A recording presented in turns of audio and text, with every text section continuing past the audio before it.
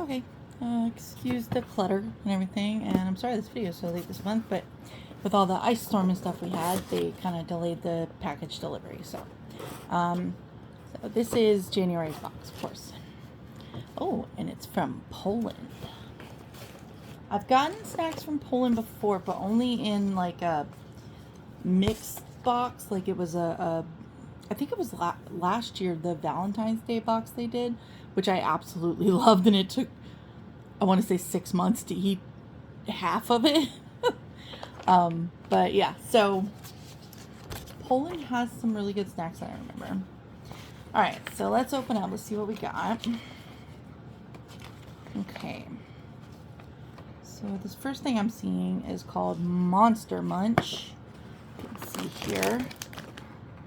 Looks pretty good. If I was a kid, oh, I would love the sound of that.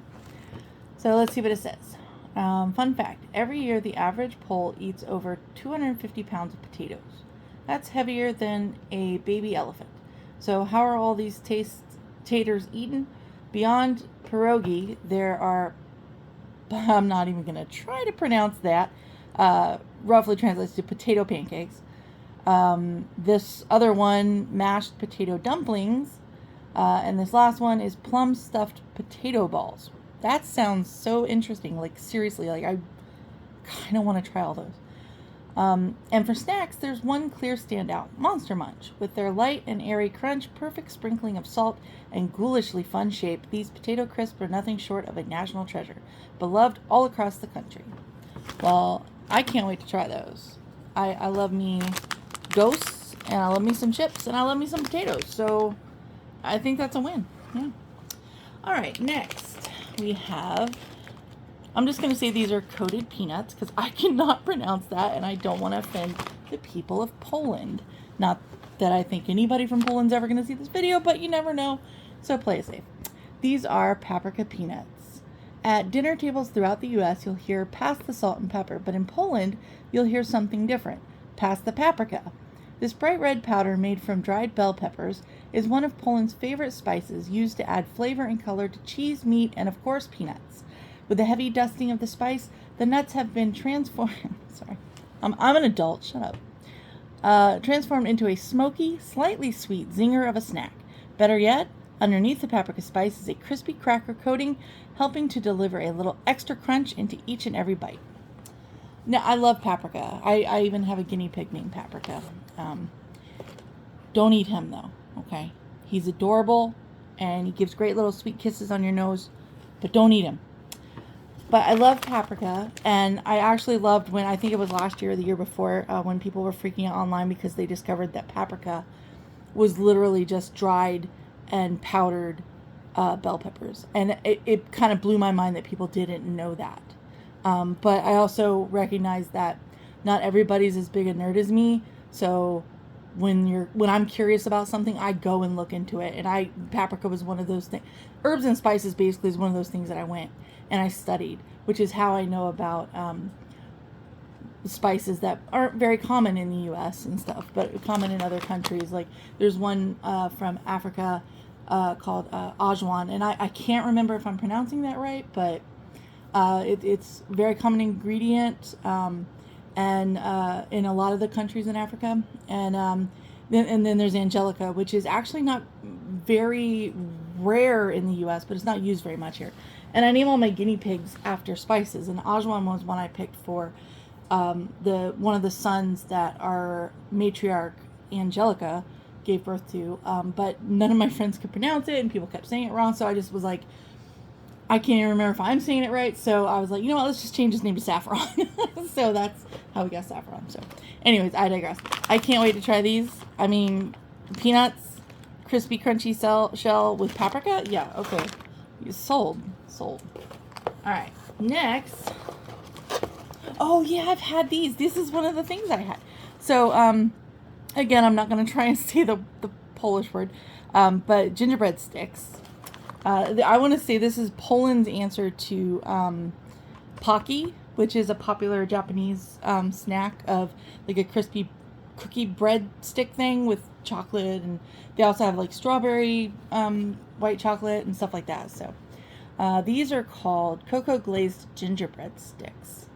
The holidays aren't over just yet. We've got one more Polish tradition to squeeze in, but it's not the one where Poles prepare a whopping 12 dishes for Christmas, each representing one of Jesus' disciples. Wow, that is a lot of food. I kind of want to go to Poland now for Christmas. Or the one where they eat carp for good luck. Some Poles even keep the fish's scales in their wallets for good measure. Interesting. Or the one where they watch the country's most beloved holiday film, Home Alone. Is it really? Oh my god, that's amazing. It's the one where they eat gingerbread. Take a bite of the cookie in stick form. Each stick is with gingerbread spice. I think they missed a word there. Then coated with rich chocolate. Enjoy the last bites of the holidays. I will. I love gingerbread. I love chocolate. Sold. Yeah, you got it. Next, lemon cream cookies. I mean, those 3 words together is perfect. It's sold. Okay, so this yum contains an important life lesson. Don't take lemons for granted. Under the communist regime from 1944 to 1989, lemons were rare in Poland. Okay, can I just say, communism is not inherently bad. It's been abused by many bad people over the years, but it's not inherently bad. So, anyways, as I was saying, until a local scientist named, not going to try and say that. I feel like it would be offensive if I did. This person introduced a new lemon. That wasn't a lemon at all. Wait, what? The lemon that had a Polish name tastes just like the real thing, but is actually a hybrid of pomelo and citron fruits. Wow, interesting. By encouraging locals to grow it, he gave Poland a bright lemony flavor in a dark time. Thankfully, modern Poland is flush with true lemons, which in turn makes these citrusy cookies possible. Well, I kind of want to try this other lemon. It sounds very interesting. Okay, well, I can't wait to try those. I love lemon. And then we have a dark chocolate marshmallow bar. Also words that I really, really like altogether. Ask anyone in Poland for the country's most famous chocolate, and they'll point you to the E. Wedel Company. It's just as famous in Poland as Hershey's is in the U.S. Except I don't know. Do they use child slave labor in Africa to make their chocolate like Hershey's does? Sorry. Any chance to bash Hershey's and bring awareness to the shit they do I will take up right away. Let's see. I lost my spot. And that's not to mention 40 years older than Hershey's, founded all the way back in 1851. Ask what E. Wedel's most famous confection is, and you'd be pointed to this yum. Named, I'm not saying that, after a Greek idiom meaning an unobtainable delicacy. This fluffy, dark chocolate-coated vanilla marshmallow treat skyrocketed in popularity after Jan Wedel first crafted it in 1936, and it's still every bit as beloved today. Well, I mean, I'm gonna love it. It's chocolate, it's marshmallow, you can't go wrong. And now we have the little extra yums bag that they give. I'm gonna open this up, see what's in there. If I can't open it up. There we go. Okay. So, what do we got there? Alright, so we have cow candy milk fudge. Okay, well, I like fudge, and I like cows. I mean, cows are cool, so, yeah. Alright. Say hello to Poland's most popular candy, the little cow.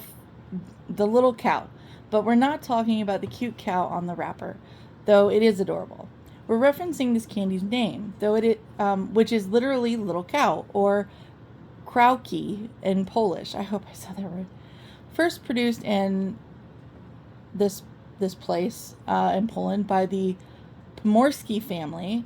The candy is made by combining cow's milk with butter and sugar, boiling it, pouring it into a pan, cooling it, and cutting it into their signature rectangles. The result is a buttery caramel candy with a crumbly outside and a luxuriously soft inside. Our advice?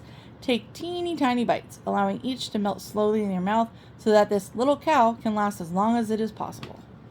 All right. Well, I mean, that just sounds amazing. Absolutely amazing. I can't wait to try that one. And here we have chocolate covered jelly candy. Ooh. Jelly can be hit or miss. It can be, but we'll give it a try. When you think jelly, you probably think of the fruity spread you slather on toast. But in Poland, it refers to any number of unique dishes. There's kisiel, I hope I said that right, a loose raspberry jelly commonly served as a drink, or sernik na zimno, I doubt I said that right, I'm so sorry, a jelly-topped cheesecake.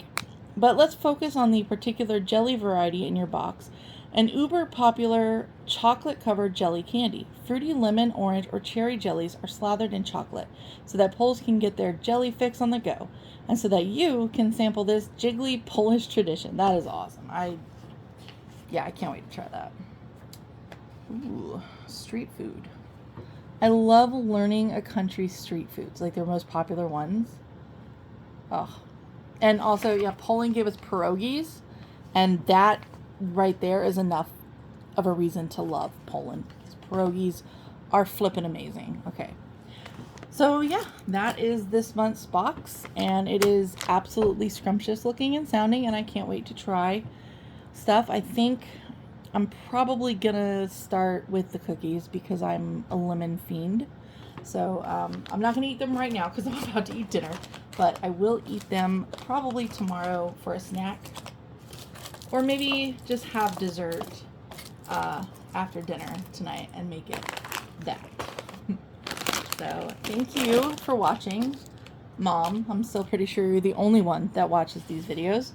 But I do appreciate it, so thank you.